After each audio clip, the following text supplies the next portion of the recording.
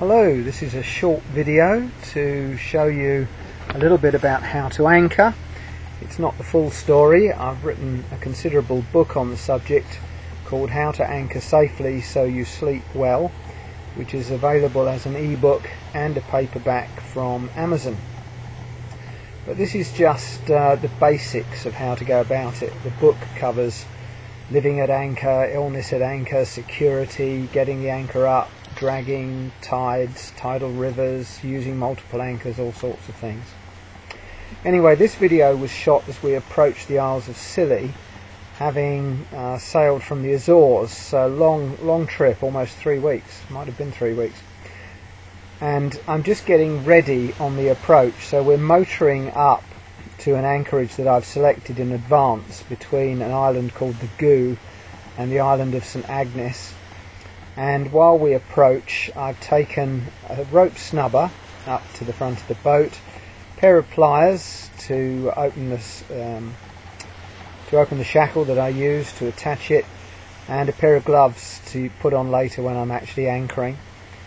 And now this is a cover that I've got over the chain guide to keep water out in stormy weather, and on long passages I don't normally bother with it on short passages. And there's a couple of sponges stuffed into the chain guide as well to make sure that no water can get in there. And we did have a bit of a hurricane between the Azores and the Scillies, so that kept the anchor locker dry. Then this lashing is also to secure the anchor. The anchor's winched up tight against the bow roller, but it's also lashed on as a precaution against storms. And in fact, that's something I do on even a short journey, just my own personal belt and braces approach. So I take that off, put the bits back in the wheelhouse, and cut that bit out, and then I'm ready to open the anchor locker, which is what I'm doing now. And the first thing you'll see in the anchor locker is actually a red buoy, which is something I use to mark a tripping line if I'm using a tripping line, which I don't do very often, so we get that out of the way. Don't anticipate using it in this anchorage. There aren't reputedly anything to foul the anchor on the seabed, so tripping line shouldn't be necessary. The blanket is because I've got a manual anchor winch, and so I like to kneel down in comfort while I'm working, and just get the handle ready for the winch. You'll see also in the anchor locker some road for my kedge anchor. Now we're approaching the anchorage, and that's a handheld chart plotter. I've already decided where I want to anchor, but what I can't account for is other boats that are already there ahead of me, and as you can see there are quite a few. So what I do now is motor around the anchorage, check the depth, the distances, and select a spot. So again, I've edited that out, and I've now selected a spot, and I've approached it from downwind, so the bow of the boat is pointing upwind.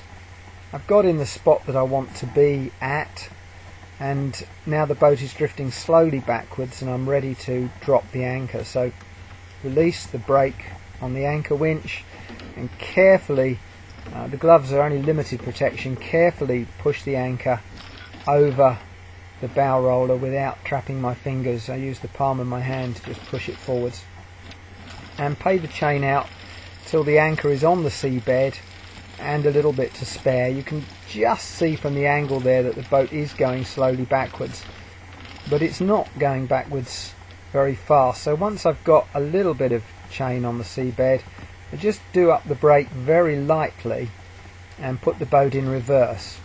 I've done that. The boat is now going backwards slightly faster than it was, and I'm paying out about 25 metres of chain. It's marked with cable ties. And when I've got to the point that I've got about 25 metres out, I'm planning to use about 30, I'll do the brake up a little tighter, and then I'll increase the revs in reverse to dig the anchor in. So there we are. I've done the brake up tight, but only hand tight. So there's quite a lot of drag on it. But when I put the motor more firmly into reverse, a little faster in reverse, then if the anchor digs in, it will actually overcome the break and a little more chain will pay out, but I'll know from that the anchor's holding. So we're now in reverse, and in fact the anchor has dug straight in. It's a very good anchor. The chain is paying out, overcoming the break, so I'm now going to do the break up really tight, and the anchor will now be the only thing that's holding the boat. It'll be holding the full thrust of the engine. Then I know that the anchor's dug in, so I just lean over the front, touch the chain. Yes, it's good and tight, and it's not chattering. The anchor isn't dragging over the seabed. So now I know that I'm dug in. I can put the engine in neutral and in fact turn the engine off. So I've gone back, put it in neutral, dive in the wheelhouse, turn the engine off, and we are now technically anchored with 30 meters of chain, which is plenty in that depth. I think it was only about 5 meters. I have allowed for the tide, of course. And now I'm going to attach the snubber that you saw earlier. It's actually a fairly tatty bit of rope, but it's not pre-stretched rope. It's rope that has some give in it. In fact, it's made up of 2 bits of leftovers, but that's fine so long as it's tough enough to hold and has some give in it. So I'm attaching that to the chain with the shackle and tightening it up with the pliers that I put there to hand earlier. And you'll see there's a bit of rubber hose on the rope as well to protect it from chafing. The snubber actually puts some elasticity in the system, and the way that I route mine, which isn't necessary on all boats, but I have mine routed to the side so as to keep the anchor chain away from the bowsprit cable. So the snubber on my boat performs 2 functions. Now I've done that up tight, so I've got to put my foot on it to actually open it without winching the chain back up. So I'm feeding that out to allow the snubber to go out, which I'll then take off the bow roller once it's out a bit. There you go, and drop it to the side. Feed the chain out so that the weight is actually taken on the snubber. And in fact it's quite close to the water, so I'm just going to heave it up a bit and take 1 extra turn around the bollard so that it's in exactly the position I want to have it in. So now the snubber is taking the weight, just a few inches of extra chain slack in the system, and do that break up tight. That means if the snubber were to break, a few inches of chain would pay out, and it would be held on the winch then. And that's it. That's effectively us anchored.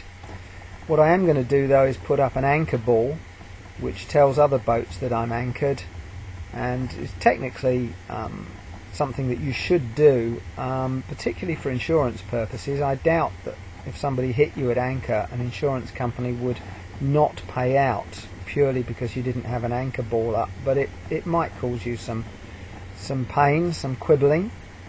So the anchor ball goes up, and then the final step for me when the anchor ball is up is actually to put up a second anchor light. The regulations are such that you should have 1 all-round anchor light. Usually that's at the top of your mast. In my case it's at the top of my mizzen mast. But I also put up a flashing anchor light because static lights can be difficult to see if there's a town or a village in the background with lots of lights. The flashing light also helps me to find my way back if I leave the boat and need to come back in the dinghy after dark. And it's automatic, it's a light sensitive one. So I'm putting up the anchor ball. After that I will put up the anchor light. I will also isolate my engine starting batteries. That's not on the video, but so that I know that even if I'm at anchor for a few days, the engine will start again when I need it. And really that's it. But all the other topics, getting to and from the boat, anchors dragging, people hitting you, security, all of those other things are in the book, How to Anchor Safely So You Sleep Well, which is available as an ebook and a paperback. Just search for Malcolm Snook, that's my name, Malcolm Snook, on Amazon. And if you search for me on Amazon, you'll find all my books, in fact. But this one is obviously for the anchoring book. Thank you for watching, and thank you for listening.